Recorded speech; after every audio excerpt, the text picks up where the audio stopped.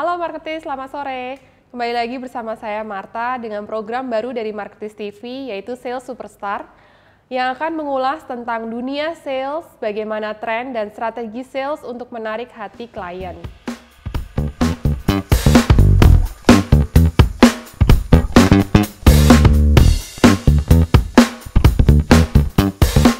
Seru kan pasti kalau dunia sales? Nah, kali ini episode perdana Sales Superstar kedatangan dua narasumber yang pastinya sangat hebat dan sangat berpengalaman di dunia sales. Yang pertama ada Bapak Hendra Darmianto, Kepala Cabang Duren 3 Mandiri Utama Finance. Apa kabar Pak Hendra? Alhamdulillah. Terima kasih sudah hadir ke studio. Thank you. Yang kedua ada Bapak Asep Aleh Saipullah, Kadif Sales and Marketing Mobil Baru dari Mandiri Utama Finance. Selamat sore Pak Aleh. Selamat sore Bu Marta. Kita nanti ngobrol-ngobrol tentang dunia sales ya. Ini 3 orang sales berkumpul. Jadi pastinya seru nih ya kita obrolan kita. Oke, di dunia bisnis, sales adalah pekerjaan yang tidak dapat dianggap remeh. Karena mereka memiliki peran yang penting terhadap suksesnya penjualan produk seperti barang dan jasa. Dengan keahlian yang mereka punya, para sales mampu membujuk calon pembeli untuk membeli produk yang mereka tawarkan di berbagai sektor industri. Kemampuan inilah yang membuat pekerjaan ini tidak mudah, karena sales itu adalah garda terdepan dari perusahaan. Nah, seperti apa sih pengalaman para sales hebat ini? Kita tanya langsung ke dua narasumber kita. Nah, Pak Hendra sama Pak Aleh, pastinya kan sudah bertahun-tahun jadi sales. Ada nggak sih ketemu dengan pelanggan atau mungkin calon pelanggan yang paling memorable itu pengalamannya seperti apa? Di Mandiri Utama Finance kan banyak banyak channel, ya, banyak channel kita dagangnya banyak tempatnya gitu ya. Saya masuk dari company yang tidak memaintain bank, nasabah-nasabah bank gitu ya. Tiba-tiba masuk maintenance nasabah-nasabah bank gitu kan. Nasabah bank prioritas pula gitu kan. Okay. Gitu kan. Jadi kan yang biasanya kita pelayanannya tidak priority gitu kan. Itu priority benar. Jadi sebelum kita approve untuk pembiayaan, saya ingat saya disuruh jajalin alat-alat gymnya dulu Pak Ale. Gitu ya.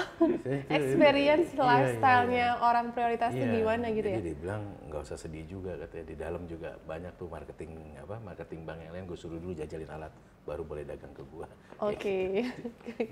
Jadi di prepare dulu supaya tahu behavior dari Kita nggak tahu behaviornya. Nggak tahu ya? Nggak ngerti, karena kita kan masuk ke bisnis seperti ini dari perusahaan sebelumnya enggak kan. Jadi benar-benar kaget-kaget gitu. Dan juga ya, tapi itu jadi kita makin keren lah gitu. Oke. Iya, jadi ada experience baru ya. Kalau Pak Aleh sendiri ada yang memorable nggak dari pelanggan-pelanggannya? Kalau di marketing kebetulan kan saya masuk itu udah di portofolio di Mandiri Utama Finance. Jadi memang di marketing ini lebih luas kalau di Mandiri Utama Finance. Awal masuk itu kita pembiayaan mobil-mobil premium yang sama sekali memang kita pun nggak tahu produknya seperti apa, segmen customer seperti apa. Jadi marketing ini jadi kita nambah ilmu sebetulnya. Kalau experience pengalaman di lapangan sebetulnya lebih banyak cerita masa lalu sih Bu sebetulnya Bu di marketing tuh Bu Marta. Jadi kalau di marketing dulu tenaga penjual di lapangan sih mungkin pernah mengalami beberapa hal yang kurang enak juga yang masih memorable sampai sekarang.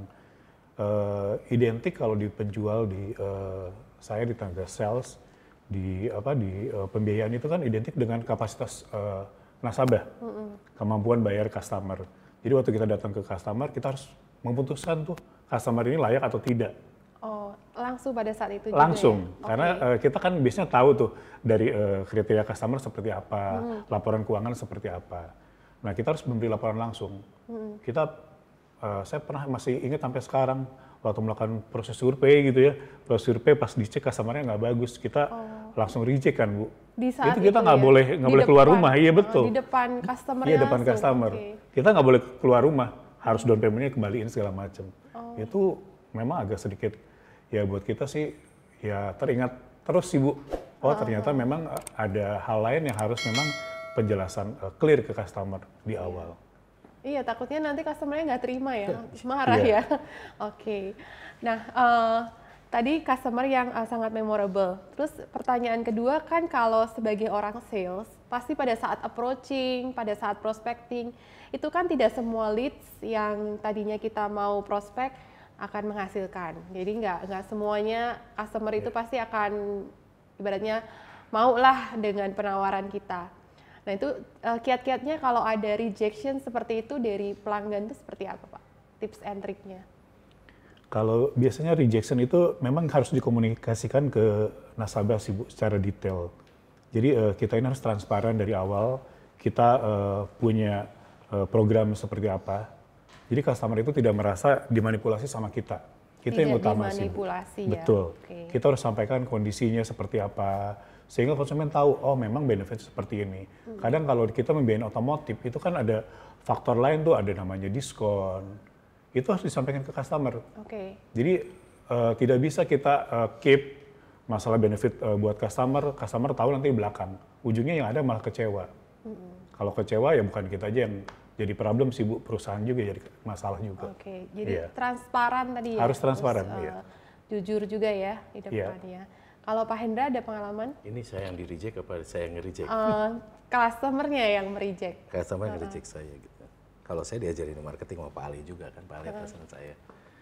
Hari ini tidak, tapi besok mungkin. Jadi harapan itu terus ada gitu kan. Kalau hari ini enggak, besok mungkin. Besok lagi mungkin, besok lagi mungkin. Saya ada satu dealer yang sudah bertahun-tahun, saya masuk kan sudah hampir 5 tahun.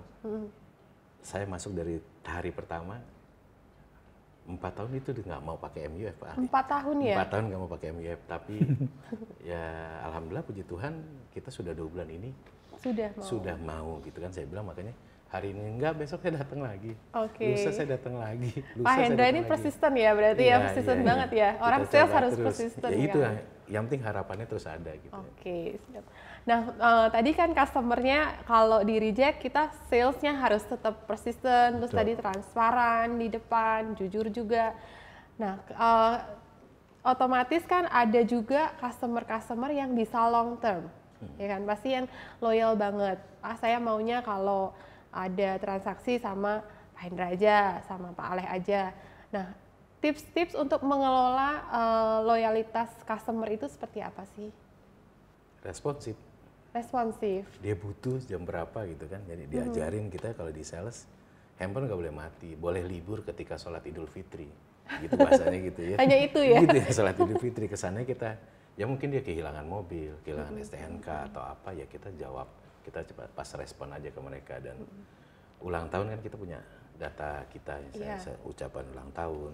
Kalau kita tahu dia sedang berduka, kita ucap turut berduka, itu aja sih kayaknya.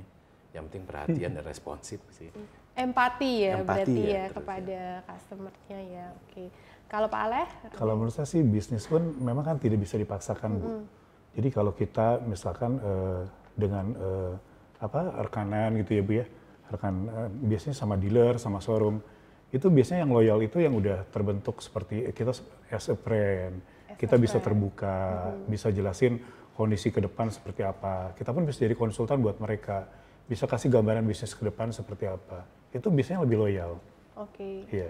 Dan mereka pun kalau ada kebutuhan, udah pasti langsung hubunginnya kita. Langsung top of mind-nya Pak Aleh, Pak Hendra gitu ya, Mandiri Utama Finance. Oke. Ini sejalan dengan yang dituliskan Pak Hermawan di bukunya Pak Hermawan sebenarnya. Kalau sales itu harus sebagai leader, harus sebagai konsultan tadi, dan juga sebagai negosiator. Ini kita berarti Pak Hendra dan Pak Aleh udah menjalankan lah ya prinsip itu. Udah pernah sekolah. Sebagian besar. Itu pernah saya 5+. Iya. Terus sebagai sales itu kan pasti warna-warna hari kita itu pasti berwarna-warni ya. Kadang matahari terbit dari timur gitu kan, kadang ada pelangi, kadang ada hujan gitu. Nggak selalu prospek yang kita approach itu menghasilkan juga. Tapi apapun yang terjadi kan sales itu harus tetap profesional nih di depan kliennya. Gimana sih cara memotivasi dirinya kita sebagai seorang sales gitu bagi Pak Hendra, Pak Aleh? Harapan terus ada. Harapan terus ada. Kemarin kita sempat nggak dagang ya Pak Ali ya. ketika COVID. Ketika Pandemi COVID ya. ya. Ketika COVID itu 3 bulan, 4 bulan kita berhenti sales mendadak gitu kan. Tapi saya bilang ke diri saya sendiri, bilang ke teman-teman di cabang gitu kan, ini saatnya kita investasi saya bilang. Hari ini kita nggak bisa dagang, tapi hari ini kita masih bisa telepon nasabah kita, Bapak sehat, Bapak yang bisa kita bantu apa? Kita misalnya kita sediain apa waktu itu Pak Ali? Yang buat apa oksigen segala macam, kita sewain itu. Bukan sewain, kita siapin itu. Ada emang nggak banyak, tapi nasabah-nasabah yang butuhkan kita kasih pinjam segala macam. Jadi saya bilang itu lagi drop-dropnya saya bilang, tapi saya bilang sama teman-teman ini investasi lah. Saat mereka susah kita ada, suatu saat mereka butuh nyarinya bukan siapa-siapa, pasti kita yang cari. Jadi keinget ya dengan empati tadi ya. Kita pernah ngirimin makanan ke nasabah, dia nggak bisa bayar Pak Ali waktu itu inget. Dia datang ke bawah minta pengurangan segala macam. Section head saya cerita Pak orang itu udah nggak makan dari kemarin, gitu kan. Orangnya pulang, section head saya bilang ke saya telepon orangnya Pak, kalau kami kirim makanan, Bapak marah apa enggak? Oh enggak Pak, dari kemarin kami belum makan. Akhirnya kita kirim tuh waktu itu pakai Gojek ke sana dan hari ini dia kalau ngambil apa-apa, teleponnya pasti Hendra Darmianto gitu kan. Pas saya mengambil kan bisnis itu sudah jalan lagi sekarang. Dia usaha IO Pak. Dia bikin apa ulang tahun segala macam. Waktu itu drop dan sekarang ya apa-apa kita lah, PMUF lah gitu sih. Wah luar biasa, saya sampai merinding loh dengar ceritanya ini. Berarti kan benar-benar empatinya itu sangat dijalankan kan. Sudah bukan lagi kayak kalau zaman dulu tuh kan customer adalah raja. Kalau ini benar tadi kata Pak Ale, berarti customer itu udah kayak temen gitu kan. Kita benar-benar peduli ya, apalagi ketika mereka benar-benar membutuhkan bantuan kan. Kalau dari Pak Ale sendiri mungkin ada tipsnya memotivasi dirinya terus supaya sebetulnya kalau jadi sales apalagi Bu ya, kalau melihat market itu kan memang cenderung dinamis ya Bu ya. Iya. Kadang kita lihat market itu ya cerah selalu gitu ya, atau besoknya mungkin malah gelap kan gitu ya Bu ya. Tapi kalau kita sebagai tenaga penjual ya harus melihatnya memang cerah, harus selalu cerah gitu loh Bu. Harus cari gimana caranya biar bisa cerah selalu kan Bu. Iya. Nah ya, memang dibutuhkan yang struggle, timnya harus struggle semua. Kita pun di tim marketing itu selalu bedah tuh Bu, kita harus tahu kita punya strongnya apa, kita weaknessnya apa, itu yang harus kita pilih. Nah strong ini harus jadi kekuatan tim kita, harus jadi top of mind tadi Bu. Kita harus campaign ke semua ya mitra kita, itu kekuatan kita seperti apa sih harus disampaikan terus-menerus. Sehingga orang itu taunya, oh kalau Mandiri Utama Finance itu memang yang bagusnya. Nah yang weakness-nya kita improvement terus tuh Bu. Gimana caranya nggak akan terjadi lagi tuh kita kurang kompetitif di market. Jadi kalau lihat market seharusnya ya selalu ada peluang sih Bu, selalu opportunity di situ buat kita bisa ambil momentum itu sih Bu. Berarti selalu ada peluang ya. Krisis itu kan kayak dua mata uang ya. Krisis atau peluang. Berarti kalau dari timnya Mandiri Utama Finance harus selalu positif, pasti ada peluang, ada harapan tadi kata Pak Hendra ya. Nah sering berjalannya waktu, kadang itu kan customer bahkan yang loyal sekalipun itu biasanya pasti ada komplain. Iya kan? Terus gimana tuh Pak handling komplainnya? Mungkin kalau customer yang kalau di customer tiering itu kan tadi ada yang priority, itu kan cara handle yang kan berbeda dengan customer yang bukan priority. Nah mungkin bisa diceritakan cara handling komplainnya. Ya sebetulnya kalau di segmen customer ada prioritas, ada private ataupun customer yang biasa Bu. Tapi kalau pelayanan kita seharusnya ke customer baik itu prioritas ataupun private semua harusnya prioritas. Kalau bisa private semua. Konsumen itu mendapatkan harusnya pelayanan yang prima Bu dari kita. Jadi kalau konsumen mendapatkan pelayanan yang bagus, meskipun itu pengambilannya hanya misalkan ya, kalau misalkan dari roda 2, pengutang kecil, tapi kita bisa memberikan pelayanan ekstra seperti mobil-mobil premium, itu pasti mereka happy dengan kita sih Bu. Jadi bisa cross upselling nanti betul, ya? Betul. Oke. Berarti tetap menghandle-nya itu dengan standar yang sama, terus juga ada personalized marketing juga ya di situ. Nah kalau pengalaman pahit nih, sebagai seorang sales yang sudah mungkin udah puluhan tahun jadi sales, ada nggak kira-kira pengalaman pahit yang bisa di-share? Kalau saya pribadi, sales itu menyenangkan, Bu. Jadi Sales menyenangkan. pengalamannya sangat menyenangkan, tidak ada yang pahit sih, Bu. Nggak ada. Ya. Pak Hendra sendiri? Sama Bu, karena di marketing itu bersenang-senang setiap hari gitu. Iya. Karena tadi ya harus selalu melihat peluang, harus selalu positif ya. Jadi terus termotivasi. Iya. Oke, kita ada satu challenge nih, sales. Supaya seru nih ya. Jadi kita ada sedikit praktek lah kalau orang-orang sales itu.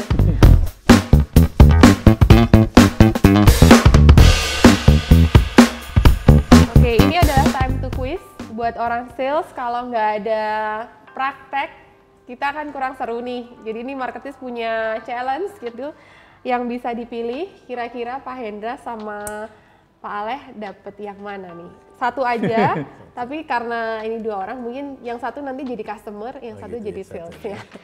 Monggo Pak. Mudah-mudahan ini bukan jadi pengalaman pahit Pak. Enggak sih. Nggak ada, Ada. nggak ada Bu. Puji Tuhan ini hilang. Ini. Oke.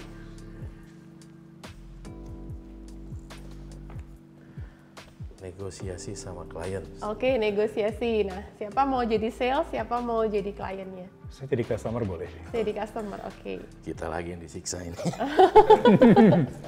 Oke, Pak Hendra sama Pak Aleh. Di sini kan Pak Aleh jadi customer, Pak Hendra jadi salesnya Mandiri Utama Finance. Nah ini di prakteknya kali ini adalah praktek negosiasi. Gimana sih kalau lagi nego dengan customernya? Silakan Pak.